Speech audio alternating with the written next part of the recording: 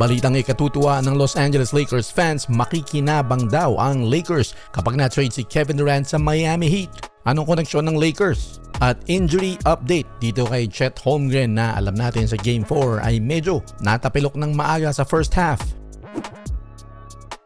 Opening minutes ng Game 4, napilipit ni Chet Holmgren yung kanyang ankle at tinulungan pa nga siya nitong si Shai Gilgeous-Alexander at sinabihan siya na "We need you, get up."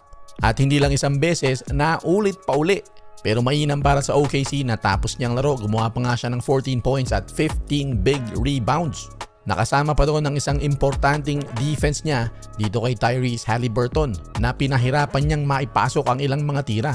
Kaya malaking naitulong ni Chet para hindi makakomeback itong Indiana Pacers for the first time dito sa playoffs, hindi nila nagawa yung kinatatakutang comeback. Na-outscore ng OKC ang Pacers 31-17 sa fourth quarter. 1 point lang ang in-score ng Indiana sa huling 3 minuto. At isa sa malaking dahilan doon ay ang depensa ni Chet Holmgren. At kaninang umaga sa ensayo ng Oklahoma City Thunder ay in-interview siya ng media kung kamusta naman yung kanyang ankle. At ayon sa kanya ay nakakagalaw naman daw siya ng normal at kayang-kaya daw para sa pivotal Game 5. Pwede raw i-expect na maglalaro si Chet Holmgren ng hanggang mga 40 minutes ngayong Game 5. Makikinabang daw ang Los Angeles Lakers ni LeBron James at Luka Doncic kapag si Kevin Durant ay tinrade sa Miami Heat. Number 3 sila sa West pero hindi sila nakalagpas ng first round.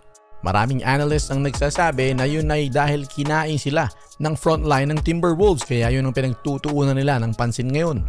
Ayon kay Jovan Buha ng The Athletic, dalawang magandang potential targets daw ng Los Angeles Lakers ay sina Brooklyn Nets center Nick Claxton at ang Miami Heat forward na si Andrew Wiggins.